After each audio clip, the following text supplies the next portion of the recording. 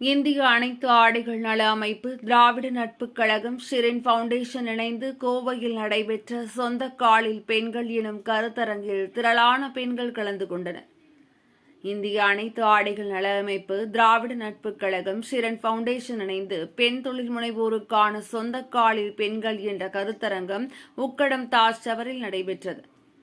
Shirin foundation நிறுவன தலைவர் doctor G. Mohammed Rafiq தலைமையில் நடைபெற்ற இதில் திராவிட நட்புக் கழக தலைவர் சிங்கராயர் அனைவரையும் வரவேற்று பேசினார். இதில் சிறப்பு விருந்தினராக தமிழ்நாடு அரசு சமூக நீதி கண்காணிப்பு குழு தலைவர் பேராசிரியர் சுப வீரபாண்டியன் கலந்து கொண்டு பயிற்சி முடித்த பெண்களுக்கு சான்றிதழ் வழங்கி கருத்துரையாற்றினார். இந்நிகழ்ச்சியில் கோவை மாநகராட்சி மத்திய மண்டல தலைவர் மீனாலோகு, மேற்கு மண்டல தலைவர் தெய்வானை தமிழ்மறை, கல்விக்குழு தலைவர் நா. மாலதி, திராவிட நட்புக் கழகத்தின் பொதுச் செயலாளர் சிற்பி செல்வராஜ் மற்றும் காசு நாகராஜ் ஆகியோர் கலந்து கொண்டு பெண்களுக்கான தன்னம்பிக்கை சார்ந்து உரையாற்றினார்கள். முன்னதாக செய்தியாளர்களிடம் பேசிய முகமது ரஃபீக், பெண்களை சுயதொழில் முனைவோர்களாக ஆக்கும் தமிழக அரசின் திட்டங்களை செயல்படுத்தும் விதமாக பெண்களுக்கு இந்த மையத்தில் பயிற்சிகள் வழங்கி பெண் தொழில் முனைவோர்களை உருவாக்குவதாக கூறினார். தொடர்ந்து பேசிய பேராசிரியர் சுப வீரபாண்டியன், பெண்கள் சார்ந்த முன்னேற்றத்தில் தமிழக அரசின் திட்டங்களை செயல்படுத்துவதில் இதுபோன்ற அமைப்புகளின் செயல்பாடுகளை பாராட்டுவதாக தெரிவித்தார். நிகழ்ச்சியில் தொழிற்சங்க கூட்டமைப்பு அமுதம் மகேஷ், சமூக நீதி கூட்டமைப்பு அருள்தாஸ், திராவிட இயக்க தமிழர் பேரவை கோவிந்தராஜ், திறன் மேம்பாட்டு பயிற்சியாளர்கள் சிவகாம சுந்தரி, கலையரசி உள்பட தொழிற்சங்க கூட்டமைப்பினர் பலர் கலந்து கொண்டனர்.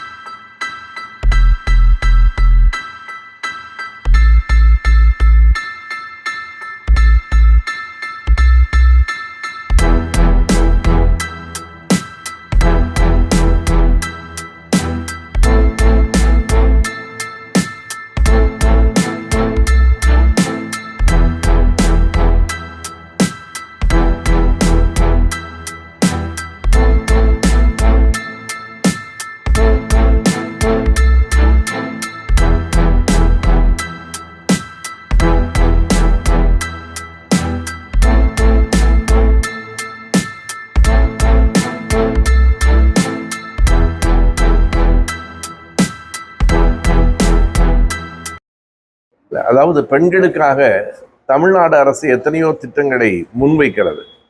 ஆனால் அந்த திட்டங்கள் எல்லாம் பெண்களை சென்று அடைகின்றனவா என்கிற ஒரு கேள்வி இருக்கிறது. அது வெறும் அரசின் பணி மட்டுமல்ல, ஒரு சமூக அமைப்புகளின் பணியாகவும் அது இருக்கிறது. அதை எடுத்து இந்த அமைப்பு செய்து கொண்டிருக்கிறது என்பது நமக்கு மகிழ்ச்சியும் ஊக்கமும் தருகிறது. பெண்களுக்கான அந்த மேம்பாடு பல்வேறு விதமான சுய தொழில்கள் மூலமாக வருகிற போதுதான் சொந்த காலில் பெண்கள் நிற்க முடியும். அதாவது தற்சார்பு, யாரையும் நம்பாமல், யாரையும் சார்ந்திருக்காமல் தங்களை தாங்களே சார்ந்திருப்பது என்பதுதான் தன்மானத்தின் அடிப்படை. அதுதான் பெண்களுக்கு இந்த சமூகத்தில் வந்தாக வேண்டும் என்று தமிழ்நாடு அரசும் கருதுகிறது. அந்த திட்டத்திற்கு ஒரு வழி வகுத்து கொடுக்கிற ஒரு அமைப்பாக இந்த அமைப்பு இருக்கிறது. எனவே இந்த அமைப்பின் சார்பில் நடைபெறுகிற மகளிர் கருத்தரங்கில் கலந்து கொள்வதில் நான் மகிழ்ச்சியும் பெருமையும் அடைகிறேன். இல்ல, குறிப்பாக நீங்க எதை சொல்றீங்கன்னு, ஒரு வன்முறைகள் இந்த மாதிரி செய்திகள் ஒரு நாட்டில் முற்றுமாக நின்று போய்விட்டன என்று சொல்ல முடியாது. அப்படி நின்று விட்டால் காவல்துறை என்பதே கூட தேவையில்லை. ஆனால் அப்படியெல்லாம் ஒன்று அதிகமாகி இருக்கிறது என்பது எதிர்க்கட்சிகள் திட்டமிட்டு சொல்லிக் கொண்டிருக்கிற ஒரு செய்தி. அவர்களை புள்ளி விவரத்தோடு சொல்ல சொல்லுங்கள். எப்போது இருந்த காலங்களை விட இப்போது எப்படி கூடியிருக்கிறது என்பதை புள்ளி விவரத்தோடு சொல்ல சொல்லுங்கள். பொதுவாக பெண்கள் மீதான தாக்குதல் கூடியிருக்கிறது என்பது ஒரு ஆதாரமற்ற குற்றச்சாட்டு.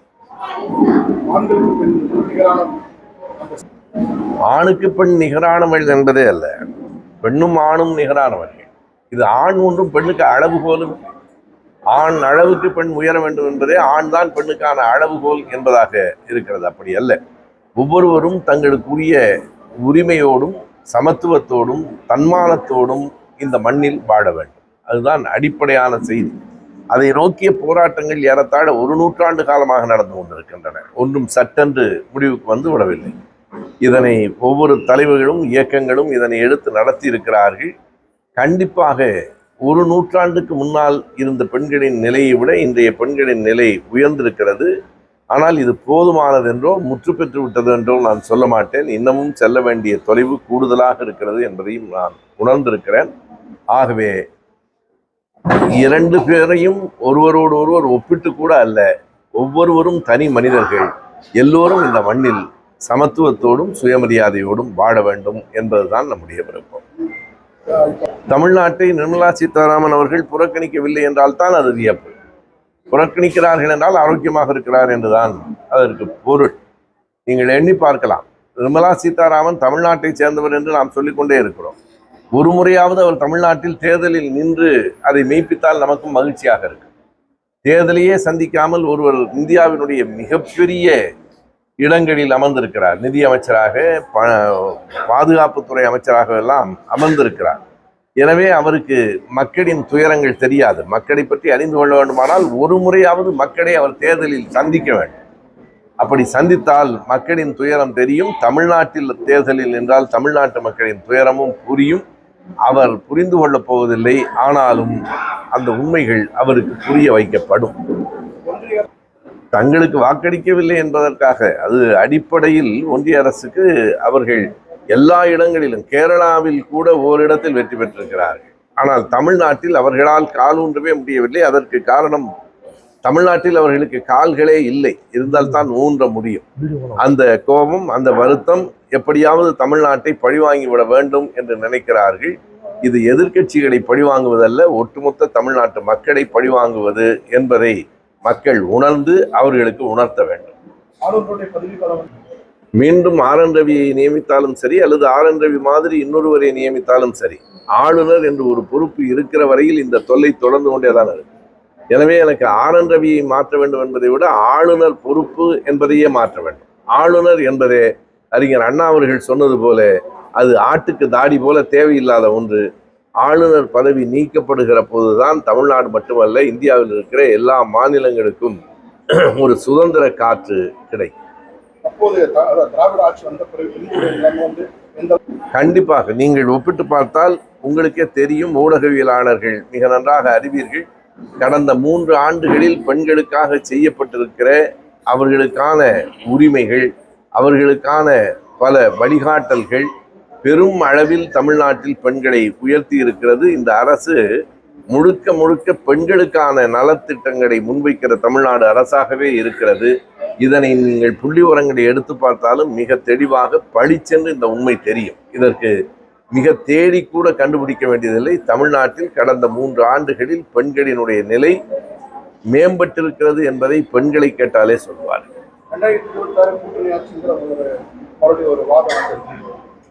அவரவர் விருப்பத்தை அவரவர் சொல்லலாம். அதற்கு எல்லோருக்கும் உரிமை உண்டு. ஆனால் தமிழ்நாட்டை பொறுத்தளவு நீங்கள் குறித்து வைத்துக் கொள்ளுங்கள், மீண்டும் திமுக ஆட்சி தான் 2026 வரும். இப்போது பெற்றிருக்கிற எண்ணிக்கையை விட கூடுதலான சட்டமன்ற உறுப்பினர்களின் எண்ணிக்கையை பெற்று திமுக ஆட்சி அமையும். அனைவருக்கும் வணக்கம். இன்று சொந்த காலில் பெண்கள் என்ற கருத்தரங்கம் சமூக நீதி கண்காணிப்பு குழுவுடைய மாநில தலைவர் ஐயா பேராசிரியர் சிவபி அவருடைய தலைமையில் நடக்க உள்ளது. இந்த நிகழ்வுடைய நோக்கம், இந்த திராவிட மாடல் முதலமைச்சருடைய திராவிட ஆட்சியுடைய திட்டங்கள், பல திட்டங்கள் சமூக மேம்பாட்டுக்காக கொண்டு வரப்பட்டுள்ளது. அத்திட்டங்கள் மக்கள் மத்தியில் எளிதாக கொண்டு போய் சென்றடைய வேண்டும் என்கிற ஒரு நோக்கத்தின் காரணமாகவும், இழந்த தொழிலை மீட்டெடுக்கக்கூடிய காரணத்துக்காகவும் ஹியூமன் ஸ்கில் டெவலப்மெண்ட், மனித திறன் மேம்பாட்டு பயிலரங்கம் இங்கே போன வாரம் துவங்கப்பட்டுள்ளது. பெண்களுக்கான திறன் மேம்பாட்டு பயிற்சி, அது அரசாங்கத்துக்கு கிடைக்கக்கூடிய திட்டங்கள் மூலியமான தொழில் வளர்ச்சி, இந்த கான்செப்டை வைத்து இன்னைக்கு கருத்தரங்கம் நடைபெற உள்ளது.